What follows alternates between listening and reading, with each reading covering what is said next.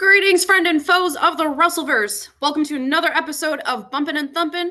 I'm your host, Annie O'Neill, and this is your podcast featuring everything about and for wrestling, independent wrestling from around the world. And joined with me today is the reigning Superior Championship Wrestling Women's Champion, the HBIC Women's Mentor, owner of Off the Rope Studio in Canada, the Blood Countess, Sabrina Kyle. When we come back, we are going to dive deep into the special episode of Bumpin' and Thumpin'. We will be right back.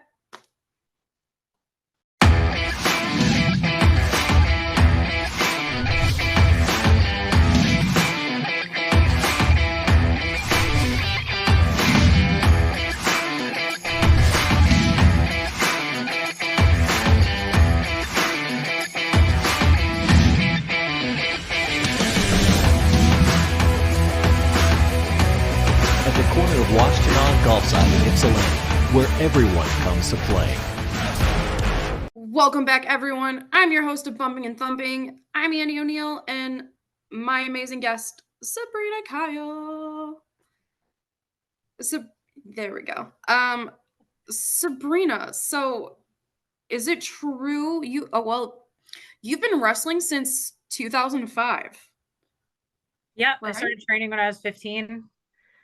I had my first match before I was 16. So yeah, started training in 2005 in Hamilton.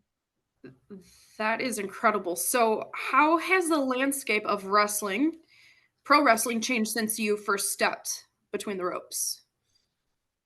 Well, like everything's changed. There's the internet, right? That's like the big thing.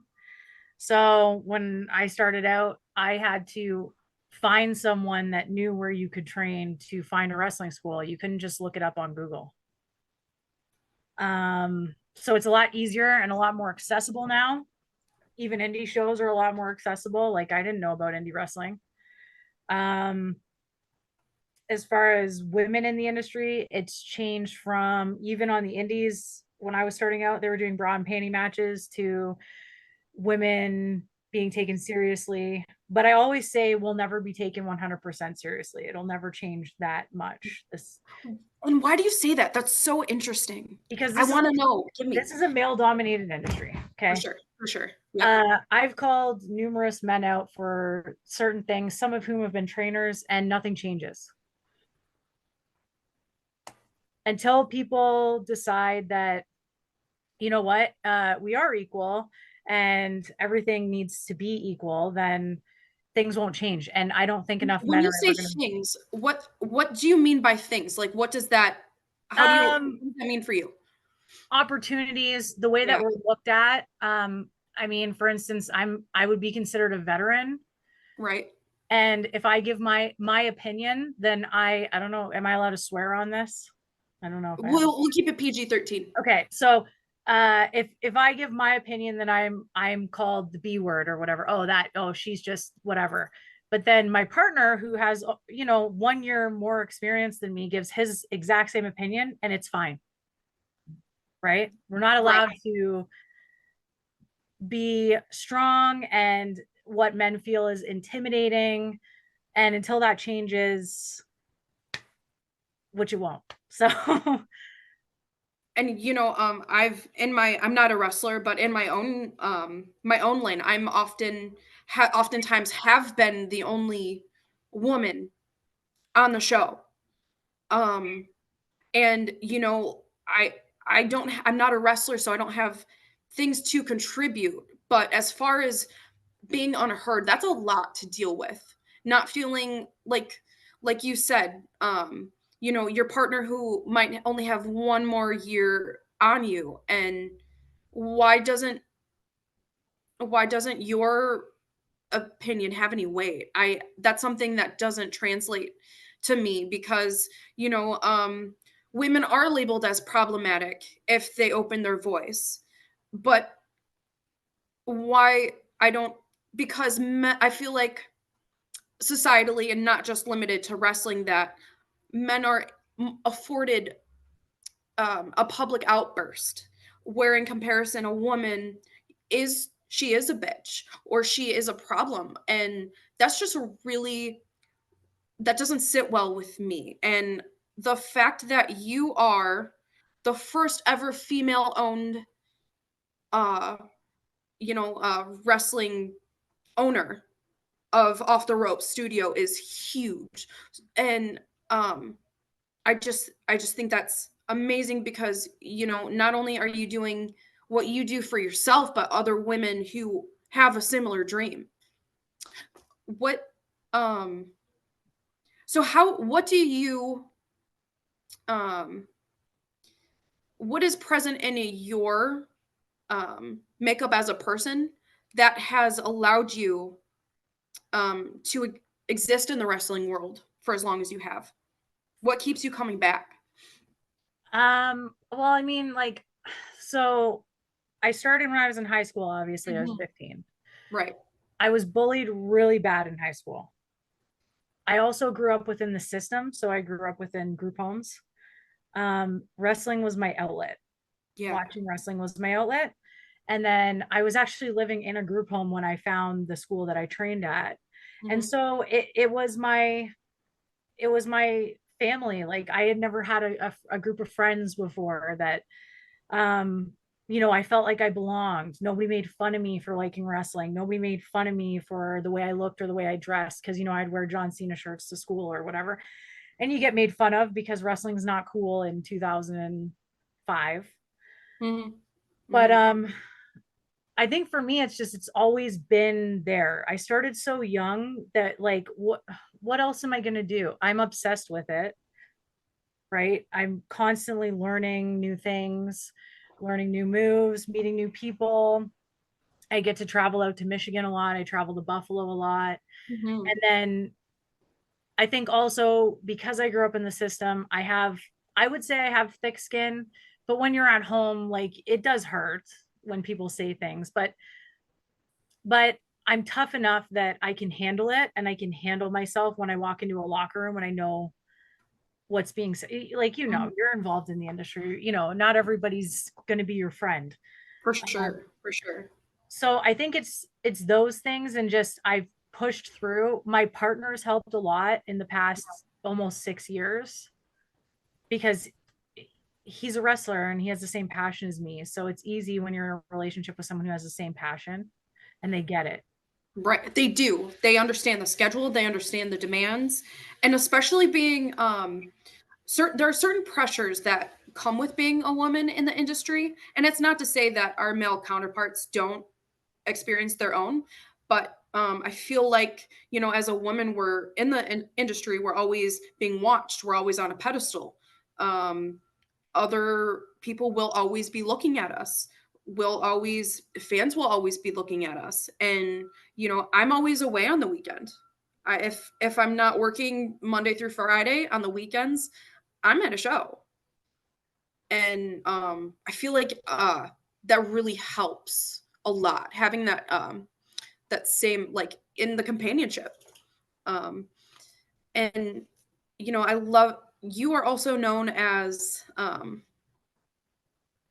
the Blood Countess. And as long as I've known you, your elements of horror have been one of your most identifying traits.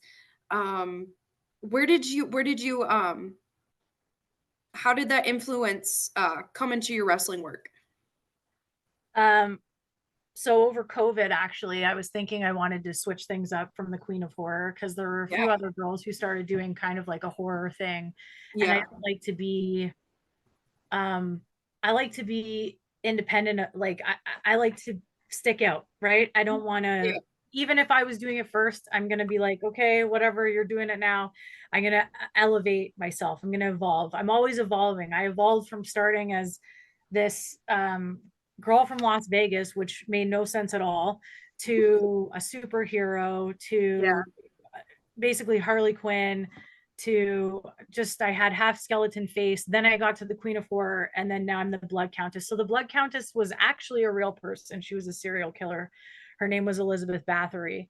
And so, but with her, I don't believe she did it. I think the men in her town didn't like that she was so powerful. And I think that I believe that side of history, opposed to the side where she was actually bathing in blood to stay youthful.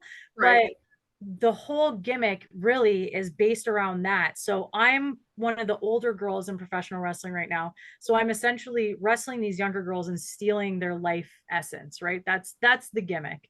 People think I'm a vampire. I'm not really a vampire. But it's based really strongly off of Elizabeth Bathory. Yeah. You know, Sabrina, we've talked about so much in such a short amount of time, but unfortunately, our sponsors also want to be heard. That's not unfortunate, but it's a huge reason why we're here. But we will take a break and we will be right back. Hi, I'm Jay Aubrey Jackson, the $50 computer virus guy in Metro Detroit. We are the home of the true flat $50 computer repair. $50 job no matter how long it takes. Never a penny more. Netbooks, laptops, desktop towers, all-in-one computers, phones, iPhones, tablets, iPads, and game systems. Free diagnosis and money-back guarantee. If we don't fix it, you pay nothing. And we do same-day service within 24 hours of drop-off. And are open 7 days a week, so come to the computer virus guy now. Welcome back, everyone. I'm your host, Annie O'Neill, and this is Bumpin' and Thumpin', your premier podcast featuring everything about and for independent wrestling from around the world. And join with me is the Blood Countess, Sabrina Kyle. Sabrina, you are the reigning SCW Women's Champ. You are one half of the tag team Gothic with Ricky Morris. You're a proud mama, and you're the head female mentor and owner of Off the Rope Studio in Canada. What is that like? What is it like being the female, the first female-owned wrestling promotion owner in Canada? Yeah, the school. Honestly, when I opened it, I won't say I wasn't thinking. I opened it because of the speaking out movement. That's why we opened. And in the dead of COVID, right? Yeah, we opened near the tail end. Okay. We found our building and everything in the middle of COVID.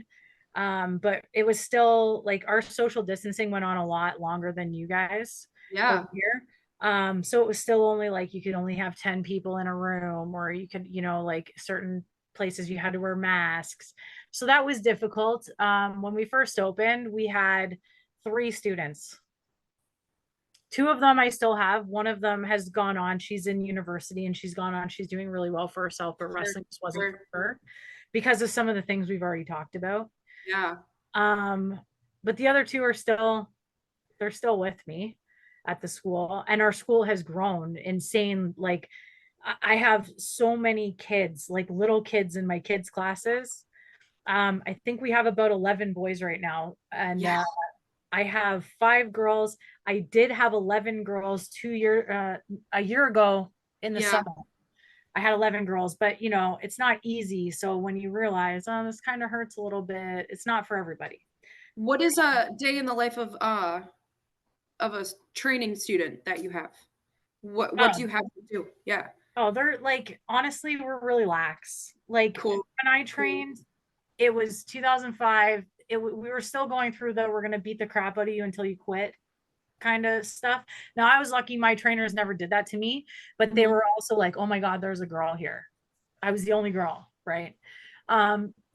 My girls and the guys and the kids, they all have it super easy. Like I give them homework sometimes. So like, for instance, one of my girls, she's also 15. She has her first match coming up on the 26th. She's wrestling Revna, who everybody I'm sure has heard of by now. She's kind of making a name for herself.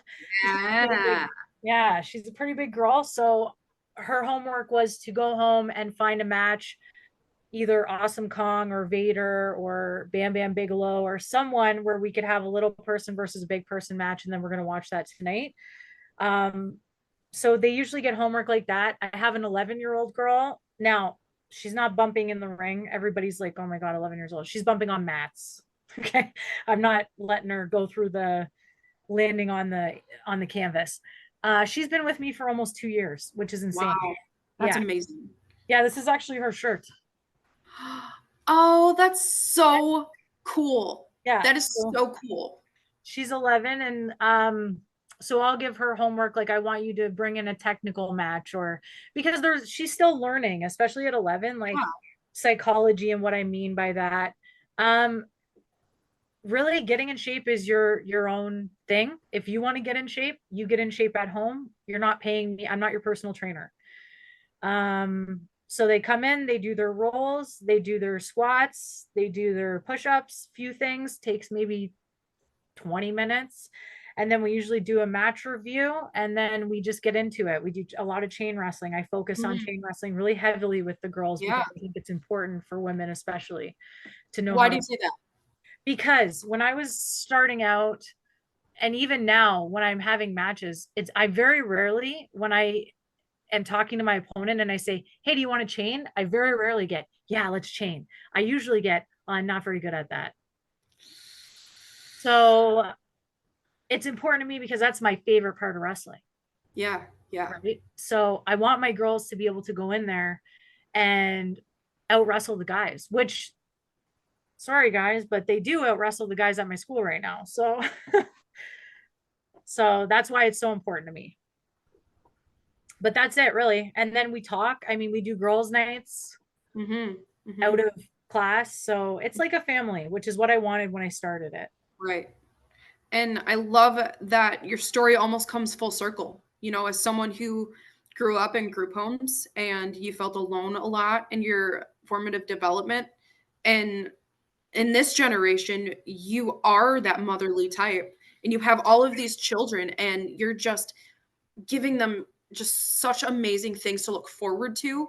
And you paved the way. Like you were talking earlier, maybe you said it during the break, that like you understand why women haven't established a school, because not a lot of, and it's not to say that they can't, but a lot of women, they're not willing to have this type of experience and what it entails, because at times it can be exhausting.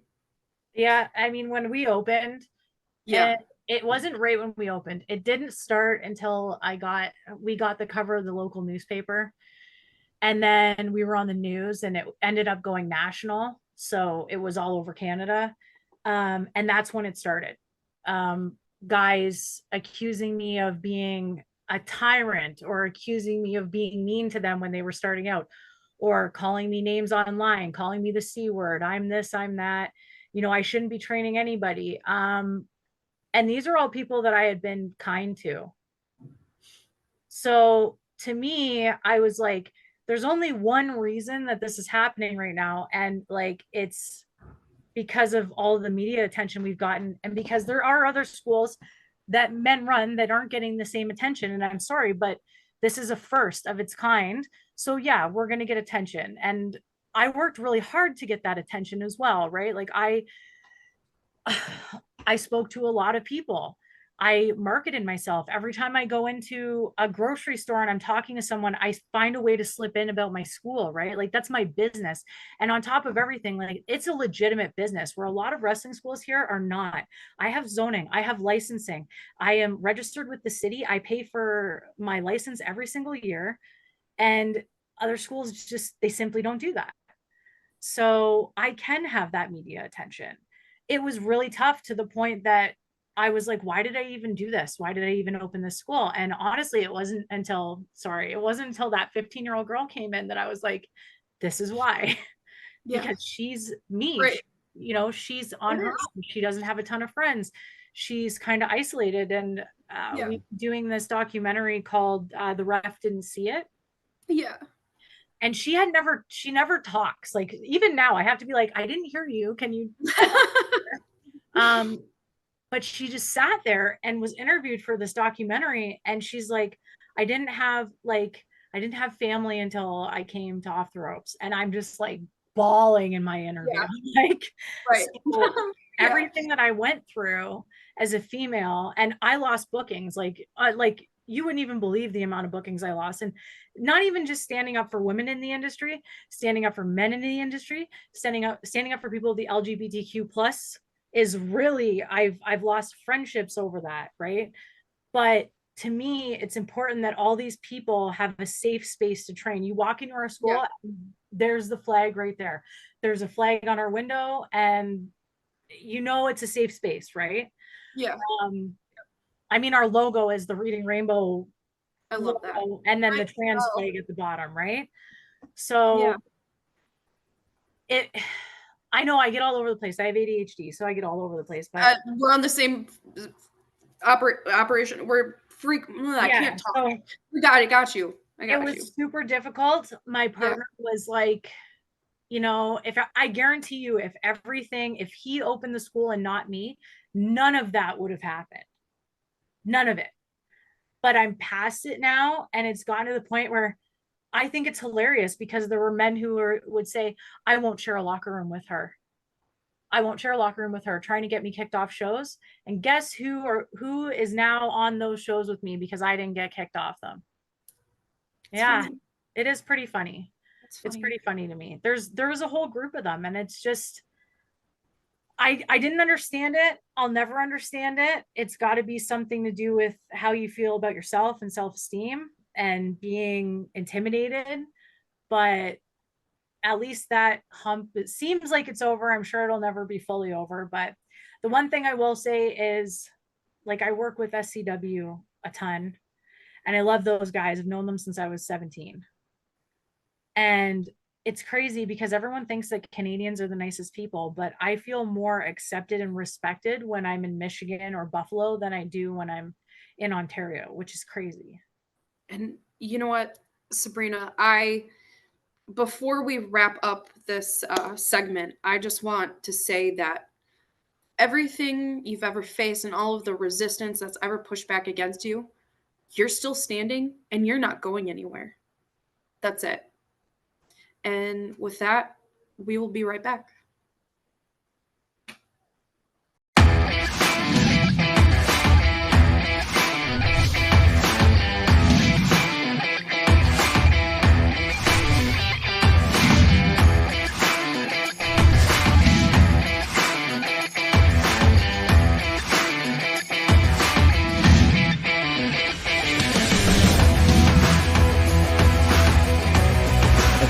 Washington Golfside in Ypsilanti, where everyone comes to play.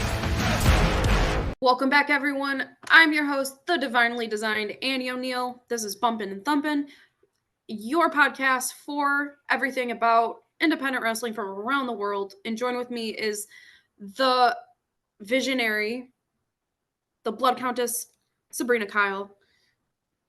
Sabrina, and just thank you for your time and everything that we shared today, and it's just an honor having you here. I've known you for a really long time, and I'm just in awe of you every time we get a chance to connect again.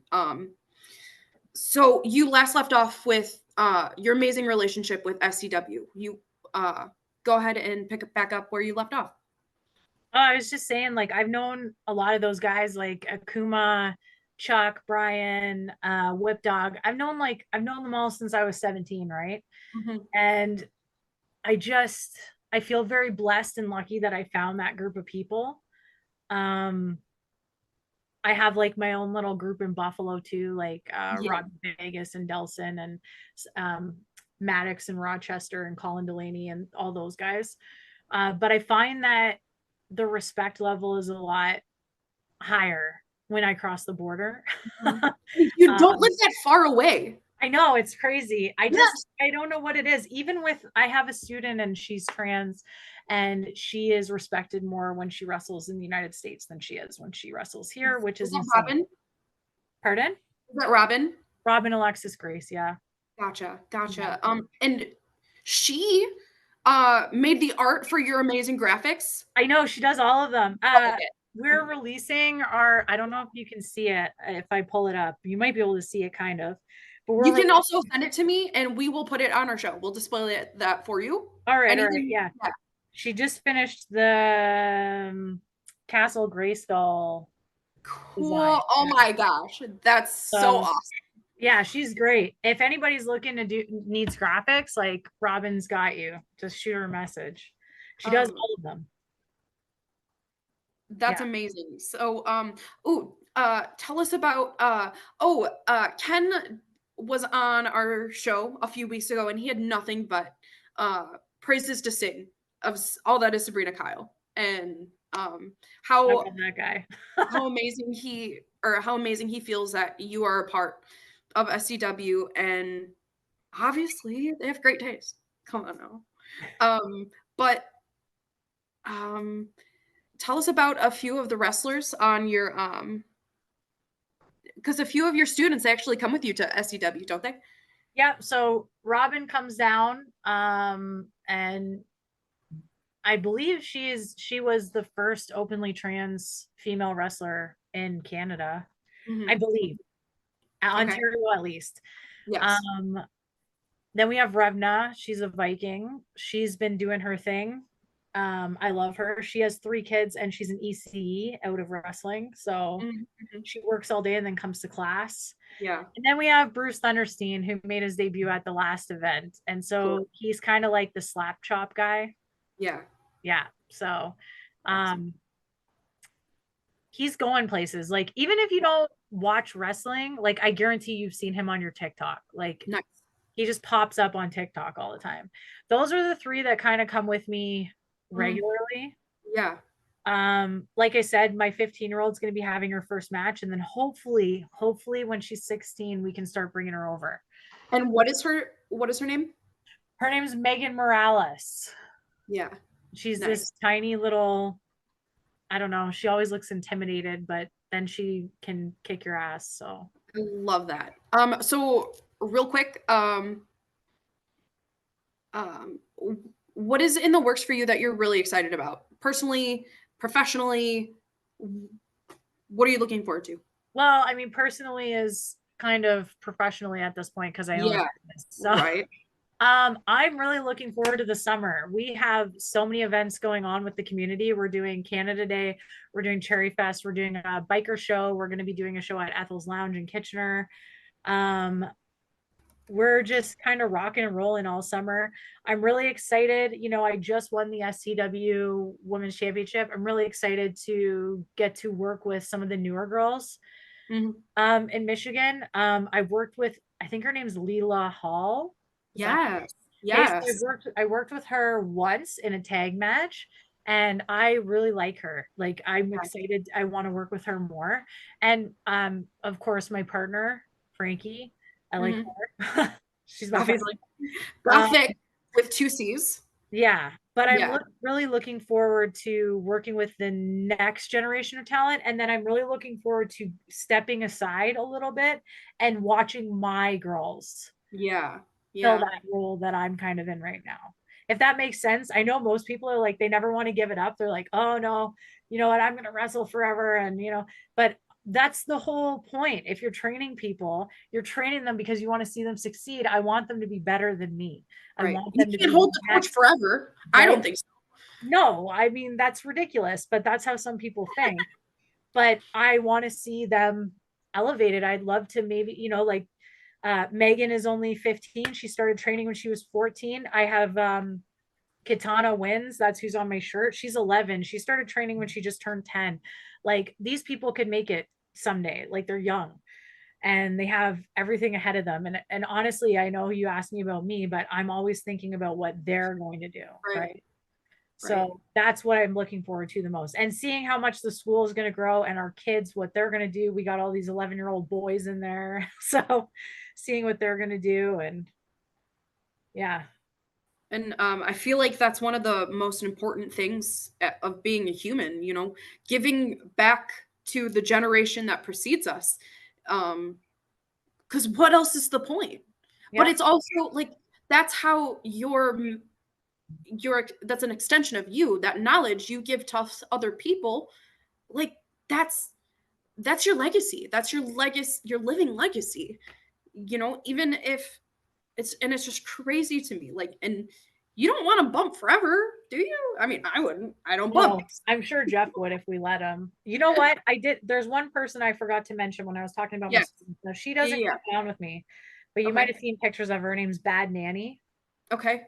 Okay. She's 50 years old and she trains at my school. That's amazing. and she is a powerhouse. She's a power lifter. Yes. Like, Yeah. So I just wanted to get her name in there because I'm like, Yeah. oh, Bad Nanny. I got to mention her too, right? But Right. yeah, I mean, I would say I want to see what my son's going to do in wrestling, but he doesn't like wrestling. So that's a whole other thing. And I'm sure you've tried. When you're forced to be around it every weekend, you're just like, no. I'm good. Yeah. Yep. I love that. I love everything that you do, all of the ways that you give back to the world in the ways that it was almost taken from you, you know, and I just think that's just amazing. And I love you for that. You've been a very good friend to me for a very long time now. And Sabrina, I'm just really grateful for our time today. Shout out where can fans connect with you, your students, and your Off the Ropes? So the best place, so we have offtheropes.ca is our website. To connect with me, Off the Ropes Studio on Instagram, or the Blood Countess on Instagram. Don't message me on Facebook. I won't ever get back to you on Facebook. And don't message me on Twitter. I hate Twitter. It's true. It's not personal, or it is personal, or you're just never gonna know. Yeah, I'm just never gonna know that anybody messaged me. And you can follow me on TikTok, Sabrina Kyle on TikTok too. So that's it, really. I'm not all over the social media. Sure. I mean, you're human. You only have so much energy in the course of a day. So everyone, I'd like to thank our amazing sponsor, magicmosquitoformula.com. Check them out, and I'd love to thank them for making the show possible. Sabrina, thank you. I love you, and I wish you success in everything that your hands touch. This has been another episode of Bumpin' and Thumpin'. I'm Annie O'Neill. We'll see you next time.